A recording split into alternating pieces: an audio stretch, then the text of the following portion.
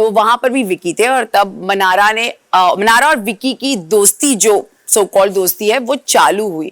और उसके बाद मुझे कहीं ना कहीं ऐसा लगा, क्योंकि मनारा और मेरा बहुत अपना एक झगड़ा ऑलरेडी चल रहा था और मुझे एज अ वाइफ मुझे लगा कि विकी को उससे बात नहीं करनी चाहिए, क्योंकि मुझे लगा कि विकी मेरा हस्बैंड है और अगर मेरा और उसका पंगा है तो नहीं। दिस इज मी एज मैं, आप बोल सकते हैं पॉजिटिव, आप बोल सकते हैं इनसिक्योर, जो समझना है जिसको समझे, लेकिन मैंने अपने लिए ये स्टैंड लिया। लेकिन यस, मुझे ऐसा एक गलत तरीके का रिश्ता कभी भी विकी और मनारा के लिए नहीं लगा, ऑफ कोर्स, क्योंकि वो विकी को भैया भाई जो भी बोलती थी। बट हाँ, कहीं कहीं मुझे चीजें लगी, मुझे लगता था कि मनारा कहीं ना कहीं मुझे चिढ़ा रही है उस चीज की वजह से, जो मैंने फील किया है बहुत बार। क्योंकि मनारा का एक तरीका रहा है, अगर समर्थ और ईशा एक कपल है और अगर ईशा से जमती नहीं है तो वो समर्थ को जरूर अपनी दोस्त बनाएंगी, ये मनारा रही है। और मेरे मैटर में भी पहले भी ये हुआ है, जब अंकिता से नहीं जमती, विकी भाई विकी भाई विकी भाई करके उन्होंने बात की है। और ये मुझे कहीं ना कहीं मुझे दिखता था और ये मुझे फील होता था। और मैं विकी से, क्योंकि विकी का एक इंडिविजुअल गेम है और उन्होंने हमेशा मुझे बोला है मेरी इंडिविजुअलिटी आप मेरे को अपने तरीके से दोस्त बनाने दीजिए, क्योंकि आपके दोस्तियों में मैं नहीं आता।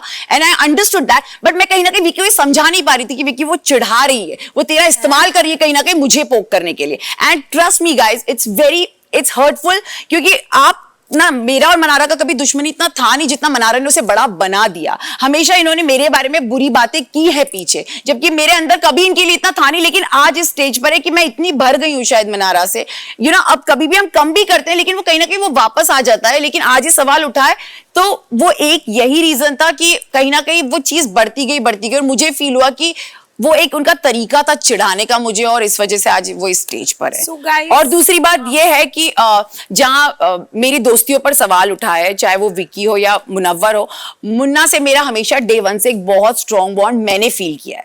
मैंने हमेशा उस चीज की रिस्पेक्ट रखी है। मैंने हमेशा अपने नेचर को जानते हुए मुन्ना से हमेशा, मैंने खुद उससे बोला था, मुन्ना मैं एक स्टेप बैक लेना चाहती हूँ, क्योंकि मुझे कहीं ना कहीं पता है आई एम दैट गर्ल कि मैं बहुत एक्सपेक्ट करने लगती हूँ लोगों से, दोस्तियों में, प्यार में, फ्रेंडशिप में, बॉन्ड्स में। I know this for sure.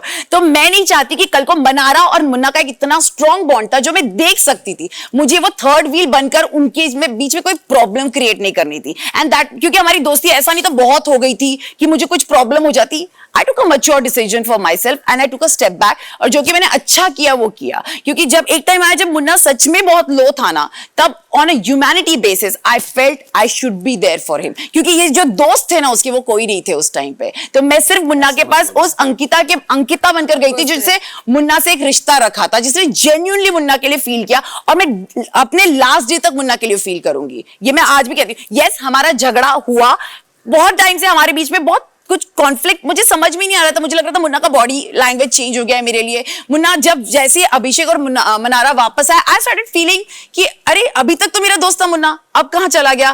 पहले मेरे लिए चाय, बहुत अलग बॉन्ड हो गया था सडनली, जब इतना बड़ा मैटर हुआ, he came and he said sorry to me. मतलब आप मुझे मत सॉरी बोलिए, आप सॉरी उनको बोलिए जिनके लिए, जिनसे आपकी प्रॉब्लम हुई है, but he gave me that respect. उन्होंने मुझे वापस दोस्त बनाया तो मेरी एक्सपेक्टेशन जागी, वरना मैं तो खत्म कर चुकी थी। मेरे अंदर कुछ एक्सपेक्टेशन आपकी, लेकिन एक्सपेक्टेशन सिर्फ इतनी थी जैसा मुन्ना उन 15 दिन में था ना, बस उतना वैसा रह जाए। बट कहीं ना कहीं मुन्ना मेरे लिए बदल गया और मेरे को वो हर्ट हुआ। बट उसके बाद मैंने कोशिश की मुन्ना से बात करने की, लेकिन मेरा शायद वो हो नहीं पाया।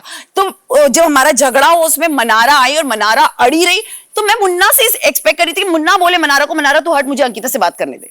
बट उसने ये बोला नहीं, और मुझे लगा कि यहां मुझे हर्ट हुई, और तब से शायद वो बहुत फेस पर आ गया, which I didn't like personally, because मुझे लगा कि नहीं, ये आखिरी पड़ाव चल रहा है शो का। मैं मुन्ना से कोई चीज यहाँ पर गंदी करके नहीं जाना चाहती, ये मैं जेन्युइनली फील करती हूँ।